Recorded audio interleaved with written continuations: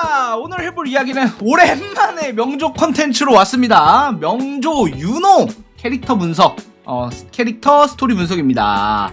자, 요 명조 윤호 같은 경우에는, 이 캐릭터 같은 경우에는 달의 여신이라는 컨셉으로 나왔는데, 이제 우리들, 그러니까 아시는, 명조를 플레이 하시는 분들 사이에서는 요렇게 불리고 있죠. 명조를 실제 플레이 하시는 분들은 발의 여신이라고 불러요. 왜 발의 여신이라고 부를까? 그거에 대해서는 요 영상을 보면 알 수 있습니다. 예, 명조 윤호 전투 모션이거든요.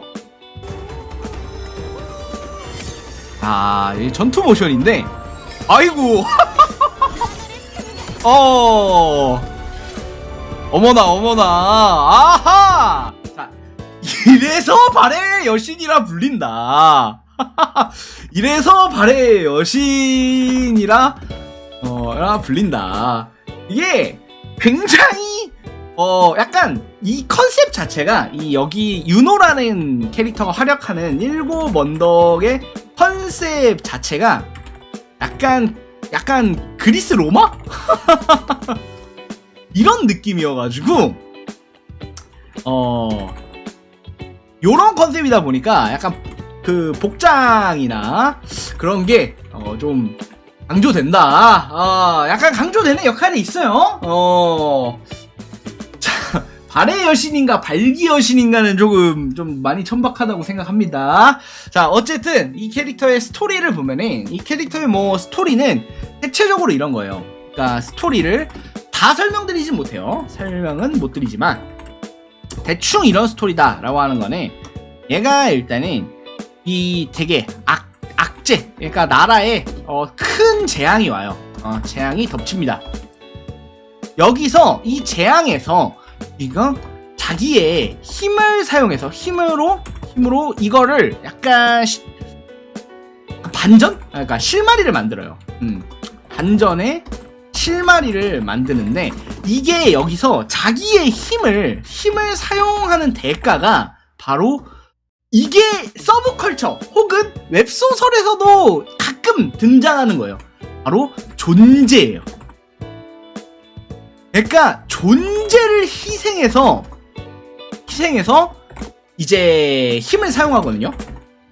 이게 어떤 거냐? 그러니까 힘을 과하게 사용하면 나를 알고 있는 사람들이 나를 더 이상 기억하지 못해요. 그러니까 말 그대로 나라는 존재 자체가 사라지게 돼요. 여기가 이제 되게 핵심적인, 이 스토리에서 이 캐릭터를 되게 핵심을 이루고 있는 그런 메인 골자거든요. 그리고 또 하나가, 이 캐릭터는 사실 예언가예요. 예언가라는 이제 일을 하고 있다기보다 예언가로 태어났죠. 천재 예언가로 태어납니다. 그래가지고 세상 모든 미래를 예언할 수 있잖아. 그래가지고 이제 자기가 이제 미래를 알고 있으니까 사람들의 미래를 알고 있는 거야. 그런데 이게 미래가 꼭 좋은 미래만 있으라는 법은 없잖아. 그래가지고 결국에는 이 사람의 그 미래를 봤는데, 이 친구의 미래를 봤어. 이 A라는 친구의 미래를 보니까 얘가 좀 있다가 전쟁터에 나가서 이렇게 죽는 거야. 그런데 얘한테 당신 곧 가서 뒤짐이라고 말하기가 너무 고통스러운 거죠. 예를 들어 이거는 소설 이건 인게임에서 나왔던 건데, 어떤 B라는 여자가 있었어요. 이 여자가 이 A라는 남자를 너무 사랑해. 근데 너무 사랑해서 둘이 결혼까지 했어. 근데 미래를 보니까 둘이 그냥 처참하게 깨진 거야. 아이도 가지고 있는데 처참하게 싸우다가 이제 헤어지게 돼. 그러면은 얘가 와서 이제 윤호한테 와서 이렇게 물어봐요. 우리 이제 결혼하게 됐는데 서로 이제 좀 행복하게 미래를 살 수 있을까요? 이렇게 물어보는데 거기다 대고 아니야 너네 나중에 이혼하니까 때려쳐. 이렇게 말을 해줄 수가 없단 말이야. 이게 말을 하기가 너무 힘들죠. 근데 문제는 말을 해도 미래는 바뀌지 않아요. 약간 운명처럼 결국 결정된 미래로 흐르게 돼요. 저는 여기서 유노 스토리에서 되게 인상적이었던 스토리가 있었었네. 그게 뭐였냐면 어떤 캐릭터가 자기가 둘이 쌍둥이 형제야. 그리고 형은 약간 전투를 좋아하고 전투에 재능이 있고 그 다음에 동생은 약간 지식 그러니까 책에 재능이 있어. 아니야 책이라고 해요보다는 학문에 재능이 있어. 그런데 여기서 어느 날 동생이 와서 말합니다. 이제 동생이 와서 이제 얼마 전에 형이 죽는다는 곧 죽는다는 예언을 들었다. 예언을 들었다. 내 미래는 어떤가요? 이렇게 물어봐. 그런데 얘 미래를 보니까 아주 그냥 평안하게 가족들 사이에서 늙어 죽는 미래가 보여. 그래가지고 이 캐릭터가 당신은 걱정하지 않아도 된다. 당신은 걱정하지 않아도 된다. 이렇게 하니까 이 동생이 이러는 거야. 동생이 그렇다면 참 다행이군요. 저희는 쌍둥이라서 부모님도 가끔 못 알아보실 정도로 똑같이 생겼으니까 어쩌면 제가 형 대신 전쟁에 나가서 죽으면 운명까지 속일 수 있지 않을까요? 이 말을 해요. 이게 완전 진짜 되게 약간 가슴을 좀 울렸었거든요. 그래서 실제 형 대신에 전쟁에 참여합니다. 근데 결국에는 형은 죽어요. 형은 죽고 동생은 불구가 됩니다. 결국에 이게 바뀌지 않는 거예요. 이게 바뀌지 않아요. 그러니까 운명이라는 건 바뀌지 않는다. 이런 게 있단 말이야. 그런데 이 캐릭터는 예언자인데 자신의 미래를 보는 능력을 스스로 지워버려요. 그러니까 이거를 스스로 지우고 그 대가로 힘을 얻습니다. 이게 재앙을 막을 수 있는 힘. 재앙을 밝히는 힘이라고 하죠. 그러니까 재앙에서 이게 얘들이 여기 나오는 재앙에서 나오는 몬스터가 약간 은폐돼 있는데 이 은폐된 걸 밝힐 수 있는 약간 능력 같은 걸 얻어요. 그런데 얘가 이제 예언가인데 운명을 극복하기 위해서 바꾸기 위해서 그렇게 모든 걸 희생하는 그런 캐릭터라고 보시면 됩니다. 이게 유노 캐릭터의 약간 유노라는 캐릭터인데요. 다만 여기서 이제 또 재밌는 부분이 있죠. 이 캐릭터 여기서 그냥 하면은 아쉬운데 이 캐릭터를 할 때 자기의 존재를 바친다고 했잖아요. 이게 얘가 힘을 쓰면 나에 대한 기억을 주변에서 잊어가는 거야. 이게 흔히 웹소설에서도 많이 쓰이는 기법인데 보통 두 가지 형태가 있어요. 뭐냐면 힘을 사용했을 때 나의 기억, 내 기억이 대가인 경우. 그러니까 뭐냐면 남들은 기억을 해. 남들은 기억하는데 나만 잊어버리는 거야. 내가 내 자신의 과거, 내 과거 기억이 이 대가인 경우가 있고요. 두 번째가 나에 대한 기억이 대가인 경우가 있어요. 이제 유노 같은 경우에는 두 번째죠. 두 번째로 나에 대한 기억이 대가인 거예요. 그런데 이 첫 번째에서는 이거는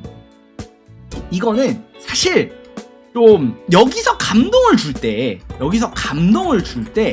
이 장치가 있단 말이야. 이게 나에 대한 기억, 이게 뭐냐면 아 잠시만요.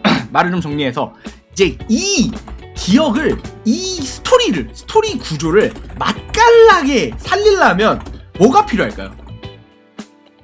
이게 첫 번째 말고 윤호 같은 경우에는 두 번째잖아. 나에 대한 기억이 대가인 경우. 그러니까 모든 사람이 나를 잊었어. 아무도 나를 기억하지 못해. 내 존재가 사라져가. 여기서 이 스토리 구조를 맛깔나게 살릴 방법이 있어. 뭐야? 하나가 있어. 여러분 바로 떠오르지 않아? 하지만 너만은 그렇지. 바로 이거야. 하지만 너만은 이게 바로 이 윤호 스토리의 꽃 같은 거예요. 뭐냐면 이게 모든 사람이 날 잊으니까 그만큼 주인공이 날 기억해, 그러니까 유일하게 날 기억하고 있는 주인공의 존재가 엄청 커지는 거야. 이게 모든 사람들이 나를 잊었어. 그러니까 이 나를 기억하는 이 유일한 사람에게 대해서는 특별한 감정을 가질 수밖에 없는 거죠. 물론 실제 이제 윤호 스토리를 하다 보면은 좀 아쉬운 점이 있어요. 윤호 스토리에 대해서 아쉬운 점이 뭐냐면 이 구조가 뭐냐면 이 구조의 가장 큰 단점이 있거든요. 이 구조의 단점이 뭐냐면 이게 숫자가 많아지면, 기억하는 사람의 숫자가 많아지면 이게 별 감흥이 없어. 그러니까 뭐냐면 이게 나중에 스토리에서 다 날 잊었어. 나 잊었는데 어쩌다가 보니까 해결했어. 다 날 기억해 다시. 그러면은 나를 기억해주는 단 한 사람이라는 요소가 사라지는 거야. 이게 뭐냐면 모든 사람들이 날 잊었다가 주인공이 열심히 구원을 했어. 막 이것저것 막 싸우고 어쩌고 해서 야, 너에 대한 너 존재를 복구했어. 존재를 복구해. 그러면은 나를 기억해주는 단 한 사람이라는 요 감성이 사라져요. 그래서 실제로 윤호는 결국 주인공 말고는 아무도 기억 못해요. 하지 못하는 상태가 됩니다. 나중에 모든 게 해결된 이후에도. 물론 사실 기억하는 사람이 몇 명 더 있습니다. 여기 그 주인공 따까리로 있는 얘 한 명이라던가 악역 쪽 애라던가 이렇게 기억하는 얘가 조금은 있는데, 어쨌든 실제 자기 친구 뭐 직장 동료 뭐 막 모든 여기 친구 이런 애를 싹 다 자기를 잊어버려요. 그래가지고 다 잊어버린다. 결국 이제 약간 나라에서 받는 이제 천재 예언가에서 갑자기 백수가 됐죠. 이 친구는 갑자기 백수가 됐지만 여하튼 이제 이 친구가, 그래서 여기 스토리에 대해서 살짝 아쉬운 점에 대해서 이제 요 얘기를 해보자면 뭐냐면, 사실 이 윤호와 정말 밀접한 관계에 있는 얘가 있어요. 그러니까 친밀한 관계에 있는 이제 아우구스타, 제가 얼마 전에 했었던 애였죠. 아우구스타라는 캐릭터가 있는데, 이게 둘이 약간 해와 달 컨셉이야. 그러니까 윤호는 달의 여신, 아우구스타는 태양의 여신, 약간 이런 느낌이거든. 근데 이 둘의 관계가 그만큼 되게 끈끈해요. 사실 솔직하게 말하면 갑자기 어디서 굴러먹다가 들어온 주인공 새끼보다 훨씬 더 끈끈해. 이 둘과의 유대가 훨씬 둘이 끈끈하단 말이야. 그런데 이게 약간 그 주인공을 돋보이게 만들기 위해서 약간 어거지로 그냥 잊어버려. 이 새끼 약간 그냥 어거지 전개를 하거든요. 그래가지고 조금 개인적으로는 좀 아쉬움이 있다. 솔직히 기억한다면은 아우구스타가 기억하는 게 맞는데, 뭐 이해합니다. 이거는 이해한다. 캐릭터 팔아야지. 아, 이게 캐릭터 팔아야지. 그리고 약간 이 주인공과의 연결고리, 이거를 만들려면, 주인공 윤호와의 연결고리를 만들려면 뭐 어쩔 수 없었던 일이라고 합니다만, 좀 아쉽다. 이게 개인적으로 아우구스타까지는 좀 기억했으면 좋겠다. 기억이 돌아왔으면 좋겠다. 이런 게 좀 개인적인 심정이에요. 여하튼 굉장히 이제 존재를 대상으로 한 스토리였죠. 기억과 존재, 그리고 운명을 이제 약간 주제로 한 그런 스토리였는데, 개인적으로 되게 마음에 들었던 스토리였고요. 그리고 이게 좀 확실히 이 작가가 이게 뭔가 주인공과의 유대를 만들 줄 안다. 이 정확히 캐릭터와의 유대를 만들 줄 안다. 이게 좀 많이 느껴졌던 스토리였어요. 왜냐면은 제가 아까 말한 것처럼 모든 사람들이 날 잊었는데 너만은 날 기억해주고 있어. 이 감성이 사실 되게 엄청나게 사람의 마음을 울리는 감성이거든요. 그래서 이 둘 사이가 뭔가 특별하고 뗄래야 뗄 수 없는 관계처럼 이제 느껴지게 되는 거죠. 그래서 요 기법을 굉장히 잘 활용한 훌륭한 스토리였다 라는 거 알려드리면서 이상 여기까지 오늘의 이야기 마치도록 하겠습니다. 감사합니다.